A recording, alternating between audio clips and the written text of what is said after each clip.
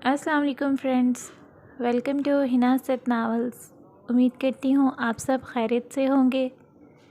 Friends, नए आने वाले रीडर्स मेरे पेज को मस्ट सब्सक्राइब करें और जब भी नावल पढ़ लें तो किस्त को लाइक करना बिल्कुल भी मत भूलिएगा और मेरे चैनल को ज़रूर लाइक सब्सक्राइब कीजिएगा, ठीक है।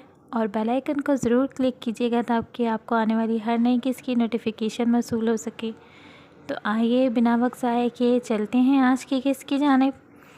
नावल दिल ने तुमको चुन लिया है, किस्त नंबर 8। सिलसबील सुल्तान अपनी टाई की नाट ढीली करता और आस्तीनों के कफ फोल्ड करता। अब उस लड़के की तरफ बढ़ रहा था जो बेहुदा अंदाज से अब्रिश के लिए गुनगुनाया था। उसने आते ही उल्टे हाथ का एक ज़बरदस्त किस्म का पंच उस लड़के के मुंह पर मारा। वो लड़खड़ाता ज़मीन पर गिर पड़ा। उसका होंठ फटने की वजह से खून जारी हो चुका था। उसके साथी उसे बचाने के लिए आगे बढ़े तो सिलसबील ने पास पड़ी कुर्सी उठाकर उनकी तरफ फेंकी। वो भी उस दूसरे लड़के जिसने इंतहाई गैर इखलाकी तंज किया था उसकी तरफ बढ़ते हुए उसका गिरबान पकड़कर उसे ज़मीन से उठा के खड़ा करते पीटने ही वाला था जब फातिहा ने सिलसबील को काबू करते हुए रोकने की कोशिश की। क्या कर रहा है सिलसबील? छोड़ उसे, छोड़ दे। छोड़ मुझे फातिह, आज इन लड़कों को मैं सिखा दूंगा औरत की इज्जत कैसे करते हैं। सिलसबील सुल्तान ने फातिह से ख़ुद को छुड़ाने की तगो-दो में तकरीबन चिल्लाते हुए उस लड़के पर जंगली शेर की तरह झपट पड़ा। क्यों मुँह लग रहा है इन जाहिलों के? सिलसबील रुक, बात सुन मेरी। ये तेरी मार से नहीं सुधरने वाले, ना सुधर सकते हैं। कल फिर से अपनी औकात पर उतर आएंगे और ऐसे तो हर जगह मिलेंगे, तो किस किस को सुधारेगा? अब्रिश और सादिया अंदर से आते शोर पर घबरा गई थीं। अब्रिश को खटका हुआ, पता नहीं ये कैसा शोर है, तुम रुको मैं देख कर आती हूँ। सादिया की बात पे अब्रिश ने उसका हाथ पकड़ा। नहीं सादिया, प्लीज़ अंदर मत जाओ। अब्रिश, तुम्हें डरने की ज़रूरत नहीं है। वैसे भी मैं जिस अब्रिश को जानती हूँ वो डरने वालों में से नहीं। तुम ठहरो, मैं अभी आई बस। सादिया ने उसे तसल्ली देते अंदर का जायज़ा लेने बढ़ गई, फिर फ़ौरन ही भागती हुई अब्रिश के पास आई। क्या हुआ सादिया, तुम ठीक हो? अब्रिश को तशवीश हुई। वो सिलसबील, क्या हुआ सिलसबील को? अब्रिश बौखला गई। सादिया की बात पूरी होने का इंतज़ार किए बग़ैर उससे पूछने लगी। सिलसबील को कुछ नहीं हुआ, वो तो उल्टा उन लड़कों को बुरी तरह मार रहा है। सादिया का ये कहना था कि अब्रिश फ़ौरन अंदर भागी। दोनों अंदर पहुंचती क्या देखती हैं, सिलसबील सुल्तान एक लड़के को मुंह पर जानदार किस्म के पंच मारता बार बार पूछ रहा था, अब करेगा ऐसी हरकत? अब डालेगा गंदी नज़र किसी की बेटी पर? उठाएगा अब उंगली किसी की बहन पर? बोल, अब लगाएगा इल्ज़ाम किसी की इज्जत पर? वो 20-21 साला लड़का रोता हुआ नफ़ी में सर हिलाता बार बार, नहीं भाई माफ़ कर दो, गलती हो गई, आइंदा से ऐसा नहीं होगा, कहे जा रहा था। फातिह के बीच बचाव कराने पर सिलसबील सुल्तान ने उस लड़के को झटका देकर छोड़ा।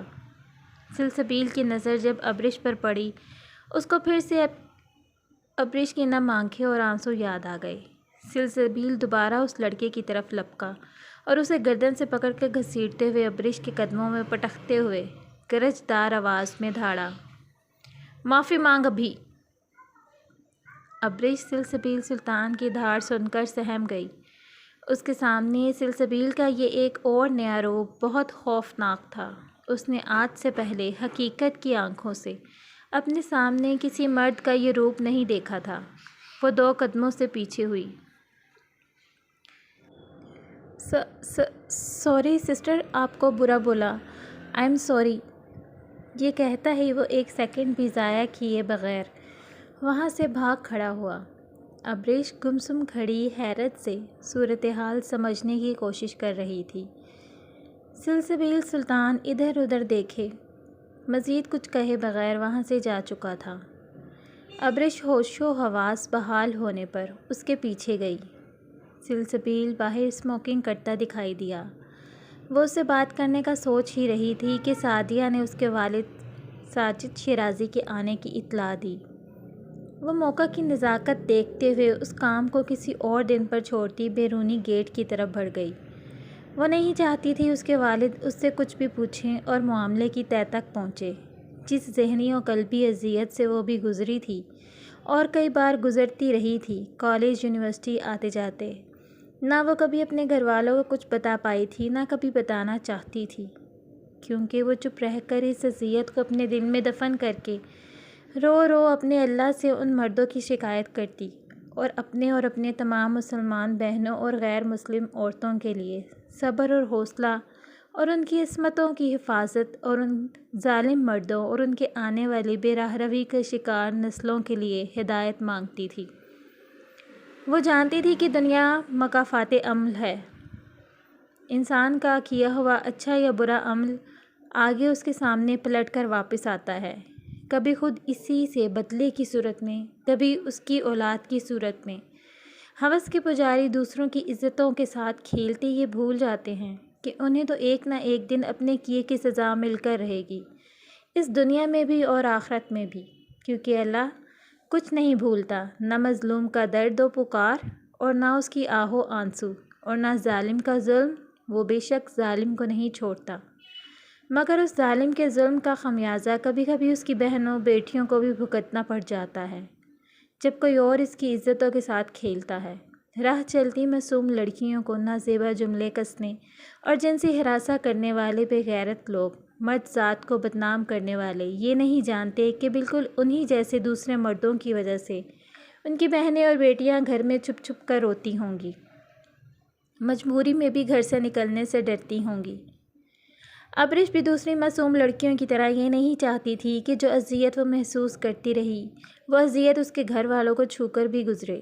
وہ اکثر اپنی چھوٹی بہنوں کو باتوں باتوں میں باہری دنیا کی برائی، لوگوں کی عجیب نظروں اور طعنوں، خاص کر کے مردوں اور لڑکوں کے تنگ کرنے، جملے کسنے اور دیگر اخلاق سے گری ہوئی نازیبا حرکات اور سنے سنائے یا خود آنکھوں دیکھے واقعات کے بارے میں بتاتی اور ان سب سے بچنے اور محتاط رہنے کے طریقے سمجھاتی۔ اس نے ان کو سمجھا رکھا تھا کہ کسی قسم کی کوئی بھی اچھی یا بری وہ اسے کھلے دل سے بغیر کسی ڈر و خوف کے ضرور شیئر کرے۔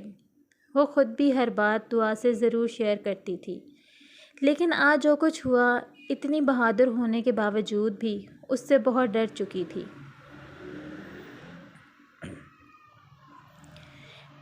پتہ ہے میں کیا چاہتی ہوں؟ کوئی ایسا جس کے لیے صرف میں خاص رہوں، جس کی روح تک میرے لیے ہو، جس کے لیے میں اکیلی ہوں، جس کی محبت کا دائرہ مجھ تک رہے اور میرے لیے اس کے علاوہ کوئی نہ ہو، میری زندگی میں وہ آخری ہو، اس کی محبت میرا کل احساسہ ہو اور میں اس کا کل جہاں۔ وہ روزانہ مجھے میسج کرے اور جب میں میسج سین نہ کروں تو اسے غصہ آئے، مگر اسے میری پرواہ بھی ہو۔ میرے بات کرنے پہ وہ مجھے پیار سے پوچھے، کہاں تھی تم؟ وہ میرا خیال کرے۔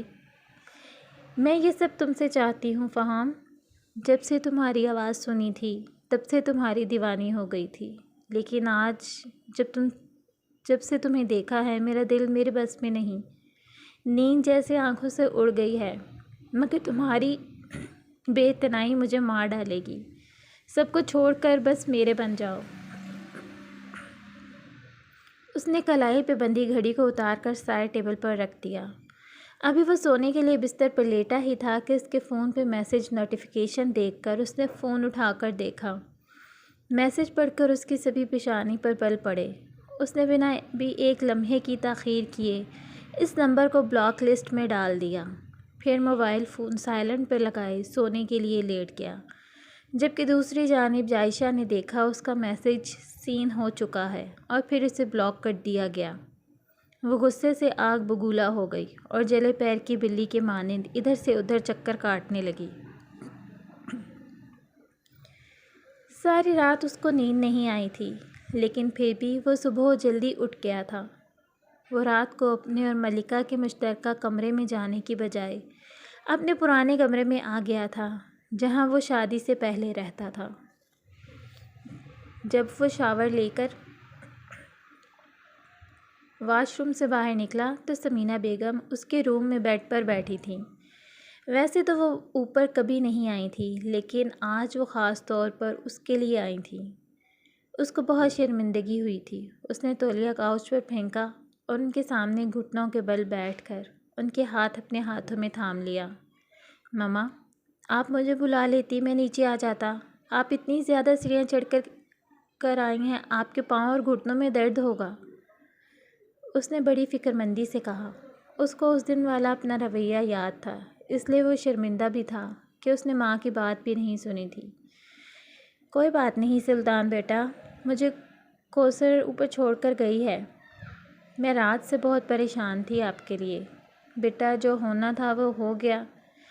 شاید ملکہ ہی تمہاری قسمت میں تھی، اور میں تمہیں بتانے آئی تھی کہ ملکہ کل شام ہمیں ایک سرپرائز دیا۔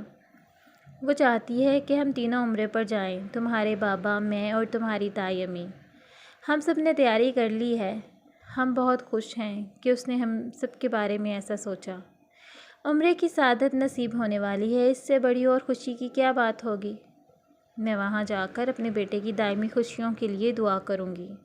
انشاءاللہ میرے بیٹے کو دنیا اور آخرت کی تمام خوشیاں ملیں گی۔ انہوں نے سلسبیل کے چہرے کو اپنے ہاتھوں میں لے کر محبت بھرے انداز میں کہا۔ اس کی آنکھیں اب بھی بہت سرخ تھیں۔ وہ جانتی تھی کہ وہ اس سے زبردستی کے رشتے سے ناخوش تھا۔ اس بات کو انہیں بھی بہت دکھ تھا۔ وہ یہ بھی جانتی تھی کہ سلسبیل بہت اپسٹ ہے، پر وہ ان کی وجہ سے اپنے ہی چہرے سے ظاہر نہیں ہونے دے رہا تھا، کیونکہ وہ ان سے بہت پیار کرتا تھا۔ ماما، آپ جانتی ہیں مجھے محبت ہو گئی ہے۔ میں اس کو کبھی نہیں بھول سکتا ماما، میں بہت پیار کرتا ہوں اس سے، میں اس کے بنا نہیں رہ سکتا۔ میں نے سوچ لیا ہے میں اس کو حاصل کر کے ہی رہوں گا۔ جب آپ واپس آئیں گی تو آپ کو ضرور ملواؤں گا اس سے۔ آپ بس دعا کرنا اپنے بیٹے کے لیے۔ اس نے سمینہ بیگم کی ساری بات غور سے سن کر پختہ لہجے میں کہا۔ اس کے ایک ایک لفظ سے محبت ظاہر ہو رہی تھی۔ وہ نیچے سے اٹھ کر ان کے پاس بیٹھ گیا اور ان کو اپنی باہوں کے گھیرے میں لے لیا۔ میری یہی دعا ہے کہ اللہ تعالیٰ تمہارے حق میں جو بہتر ہو وہی فرمائیں، اور جوڑیاں تو آسمانوں پہ بنتی ہیں، اور انسان زمین پر خود سے اپنی پسند سے رشتوں کو جوڑنے کی ناکام سی کوشش کرتا ہے۔ سب کچھ تو اوپر سے پہلے ہی طے ہوتا ہے۔ وہ بڑی رسانیت سے سلسبیل کو سمجھا رہی تھیں، کیونکہ زندگی کے بارے میں ان کا بہت زیادہ تجربہ تھا۔ وہ بھی ان کی بات سن رہا تھا، لیکن اس نے آگے کیا کرنا تھا وہ سوچ چکا تھا۔ ماما، آپ پریشان نہ ہوں، میں ٹھیک ہوں، مجھے کچھ نہیں ہوگا۔ اب آپ نے دکھی نہیں ہونا، اور جہاں تک بات قسمت کی ہے وہ میں اب خود بناؤں گا۔ اس نے سوچ سمجھ کر پرعزم ارادے سے سمینہ بیگم کو کہا۔ اس نے بہت یقین سے وعدہ کیا تھا اور اب وہ اس کو ہر حال میں پورا بھی کرے گا۔ اس نے پرعزم ارادے سے اپنے دل میں کہا، سلسبیل، کبھی بھی کچھ غلط مت کرنا بیٹا جس سے مجھے اپنی پرورش پر شرمندگی ہو۔ لڑکیاں بہت نازک ہوتی ہیں، ان کی عزت ہی ان کے لیے سب کچھ ہوتی ہے، اور اگر وہ ہی نہ رہے تو لڑکی کہیں منہ دکھانے کے لائق نہیں رہتی۔ انہیں سلسبیل کے اس پرعزم ارادے سے بہت ڈر لگ رہا تھا۔ وہ نہ جانے کیا کرنے والا تھا، اس لیے وہ دہل گئی تھیں، اور انہوں نے سلسبیل کو سمجھایا۔ ماما، آپ جانتی ہیں میں عورتوں کی بہت عزت کرتا ہوں، اور میں کبھی بھی کچھ غلط نہیں کروں گا جس سے آپ کی پرورش پر کوئی بات آئے۔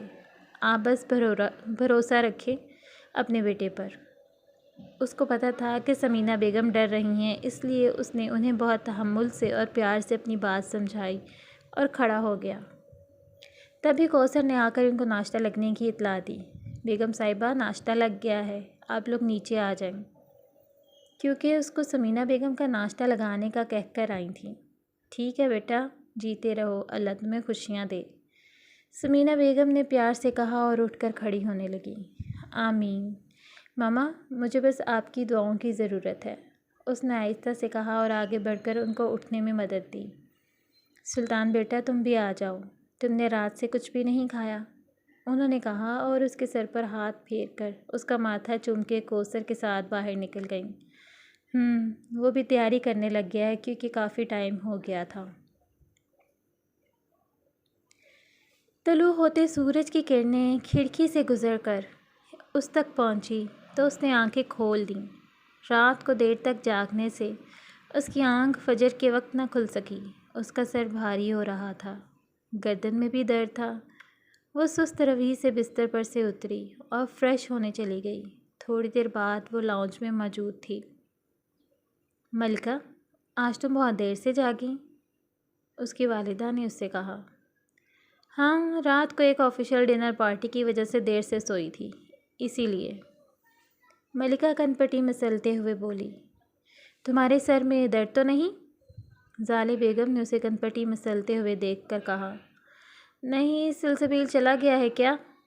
ملکہ نے ان کی بات کو خاطر میں لائے بنا اپنا سوال داغ دیا۔ ابھی نکلا ہے۔ ناشتہ اس نے ہمارے ساتھ ہی کیا ہے، شاید گیراج میں ہو، ابھی اپنی بائک نکال رہا ہوگا۔ ان کی اطلاع دینے پر وہ تیز تیز قدموں اٹھاتے باہر بھاگنے کے انداز میں اس کے پیچھے باہر آ گئی۔ سنو، اس نے اسے آواز دی تو سلسبیل سلطان نے پلٹ کر اس کی جانب دیکھا۔ اس نے فقط اتنا کہا اور سوالیہ نظروں سے اس کی جانب دیکھا۔ رک جاؤ، مجھے تم سے ضروری بات کرنی ہے۔ وہ سنجیدگی سے گویا ہوئی۔ میں نے آج ایک ضروری اسائنمنٹ سبمٹ کروانی ہے۔ وہ پلٹ کر سرد آواز میں دو بدو بولا۔ آج تمہارا کیا گیا وعدہ پورا کرنے کا دن آ گیا ہے اور میری بات زیادہ ضروری ہے۔ سلسبیل نے چونک کر اس کی جانب بغور دیکھا۔ میں ایسے ہی نہیں سب کو عمرے پر بھیج رہی۔ جو میں کرنا چاہتی ہوں وہ ان کی غیر موجودگی میں ہی اچھی طرح مکمل ہو سکتا ہے، اسی لیے انہیں یہاں سے بھیج رہی ہوں۔ But why? وہ برفیلی آواز میں بولا۔ ان سب کے نکلتے ہی آج ہم کورٹ میں جائیں گے، تمہارا نکاح ہے آج۔ اس کی بات سلسبیل سلطان کی سماعتوں پہ گویا بم بن کر گری تھی۔ واٹ؟ اسے اپنی سماعتوں پر گویا یقین کرنا دوبر ہو گیا تھا۔ کیا وہ واقعی جو وہ چاہتی تھی ویسا کرنا چاہتی تھی؟ اور وہ بھی اتنی جلدی؟ سلسبیل سلطان کی آنکھوں میں شعلوں کی سی لپک تھی۔ اس نے نماز پڑھی اور تلاوت کر کے کمرے سے باہر نکل آئی۔ اس نے صحن میں ایک سائڈ پر گلاب کے پودے لگائے ہوئے تھے، وہ ان کو پانی دینے لگ گئی۔ سبینہ کچن میں تھی۔ دعا کبھی کبھار ہی ناشتہ یا کھانا وغیرہ بناتی تھی۔ زیادہ تر سبینہ ناشتہ اور کھانا وغیرہ بناتی تھی کیونکہ اسے اسکول کے لیے بھی نکلنا ہوتا تھا۔ وہ ناشتہ کیے بنا ہی آج اسکول کے لیے نکل آئی تھی کیونکہ رات والے واقعے کے بعد اسے کہیں سکون نہیں مل رہا تھا۔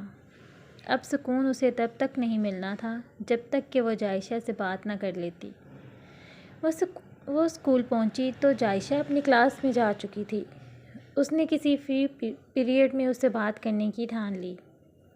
پھر جیسے ہی ان دونوں کا فری پیریڈ ہوا، دعا نے گارڈن کی طرف جاتی ہوئی جائشہ کو مخاطب کیا۔ کیسی دوست ہو تم، جو اپنی دوست کی پیٹھ پر وار کرتی ہو؟ آستین کا سانپ؟ دعا آج اپنے آپ میں نہیں تھی، غصے سے پاگل ہو چکی تھی۔ بات اس کی محبت، اس کے شوہر اور اس کے اپنے رشتے کی تھی۔ میں نے تم پر اعتبار کیا، ہر بات میں تمہارا ساتھ دیا، اور تم میرا ہی گھر اجاڑنے چلی ہو۔ شرم نہیں آتی ذرا بھی تمہیں ایسی بےہودہ حرکت کرتے ہوئے؟ دعا اس کے سر پہ پہنچ کر دھاڑی تھی۔ جیسا تم سمجھ رہی ہو دعا، ایسا کچھ نہیں ہے، میری بات کو سمجھنے کی کوشش کرو، تم تو دوست ہو میری۔ اس سے پہلے کہ وہ کچھ جھوٹ گھڑتی، بس چپ ہو جاؤ، تم دوست نہیں ہو، دوستی کے نام پر دھبا ہو۔ تمہیں کیا پتہ دوست کیا ہوتی ہے؟ میں بتاتی ہوں۔ ایک نشانی اچھے دوست کی یہ ہے کہ وہ تمہیں سنبھالے ہر قدم پر جب ڈگمگا جاؤ، جیسے میں نے سنبھالا تمہیں۔ وہ جو تمہاری غیر موجودگی میں تمہارا نام پکارے اور تم نے میری غیر موجودگی میں مجھے ہی راہ سے ہٹانے کا بندوبست کر لیا۔ وہ جو روتے ہوئے بھی ہنسائے تمہیں، وہ جو ہر وقت تکلیف کا ساتھی ہو، وہ جو ہر راز کا رازدار ہو، اور میں نے تم پہ اعتبار کر کے سب بتایا اور تم نے اس کا ناجائز فائدہ اٹھایا، مجھے سکھ کی بجائے بے حد دکھ دیا۔ وہ کرب زدہ آواز میں بولی۔ دوست وہ ہے جس سے پھول مانگو تو پورا باغ اگا دے تمہاری خوشی کے لیے، وہ جو تلوار بن کر کھڑا رہے تمہارے پیچھے، اور تم نے میری ہی جڑیں کاٹنے کی کوشش کی۔ دوست وہ ہے جس کے ہونے سے نور ہو زندگی میں، تم نے میری ہی زندگی کو اندھیر کرنا چاہا۔ وہ جس کے ہونے سے قلب ہو، سکون ہو قلب میں۔ سنو، میں تم کو بتاتی ہوں نشانی اچھے دوست کی۔ وہ دوست جس سے ملو تو غم بھول جاؤ، وہ جس کے آنے سے تم کھل جاؤ، وہ جو تم کو یوں دیکھے کہ معجزہ ہو کوئی، وہ جو تمہارے دکھ سکھ کا ساتھی ہو۔ سنو، میں تم کو بتاتی ہوں نشانی اچھے دوست کی۔ جو حوصلہ بنے جب تم لڑکھڑاؤ، وہ جو تمہاری کامیابی پر بھی تالیاں بجائے، مگر تم ان میں سے نہیں۔ دعا کا مان ٹوٹ گیا تھا، وہ بری طرح ٹوٹ کر بکھری تھی اور زاروں زار رونے لگی تھی۔ جائشہ سر جھکائے کھڑی تھی، وہ سر اٹھاتی بھی تو کیسے؟ وہ غلط تھی اور دعا کی باتوں نے اسے جھنجھوڑ ڈالا تھا۔ دعا پلیز مجھے معاف۔ وہ آگے بڑھی تھی، مگر دعا نے 2 قدم پیچھے لیے اور نفی میں سر ہلایا۔ آج میں نے زندگی میں سیکھتے سیکھتے سیکھ لیا ہے کہ ہر معصوم دکھنے والا انسان معصوم نہیں ہوتا۔ آپ کے سامنے اپنی مجبوریوں کا رونے والا ہر انسان مجبور نہیں ہوتا۔ ان بے چارگیوں کے پیچھے مکاریاں چھپی ہوتی ہیں۔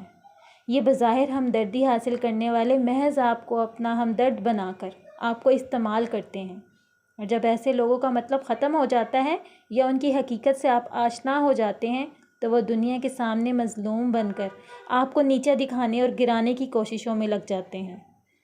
لیکن ان سب کے باوجود بھی ایک ذات آپ کے ساتھ ہمیشہ رہتی ہے، جو آپ کے وقار کی حفاظت کرتی ہے اور آپ کو ہر جگہ سرخرو کرتی ہے، اور ان سب دقتوں سے گزر کر ہمارا یقین اور پختہ ہو جاتا ہے۔ بے شک عزت اور ذلت خدا کے ہاتھ میں ہے۔ میں آج ہی یہ اسکول چھوڑ رہی ہوں کیونکہ اگلے ماہ میری رخصتی ہے، جو کہ تم نہیں چاہتی تھی کہ ہو۔ دوبارہ میرے سامنے مت آنا، کبھی بھی۔ وہ رندھی ہوئی آواز میں بولی تھی اور تیزی سے بھاگنے کے انداز میں وہاں سے نکل گئی۔ جائشہ اسے روک تک نہ سکی، اس میں ہمت نہیں تھی اب مزید اس کا سامنا کرنے کی۔ ڈیئر ریڈرز، کیسی لگی آپ کو آج کی کیس؟ کمنٹ سیکشن میں اپنی رائے سے ضرور نوازیے گا۔ آپ کی رائے کے منتظر آپ کے ادنیٰ سے رائٹر حنا اسد۔ انشاءاللہ جلدی ہی ملتے ہیں نیکسٹ کیس کے ساتھ۔ اپنا بہت سا خیال رکھیے گا۔ اللہ حافظ۔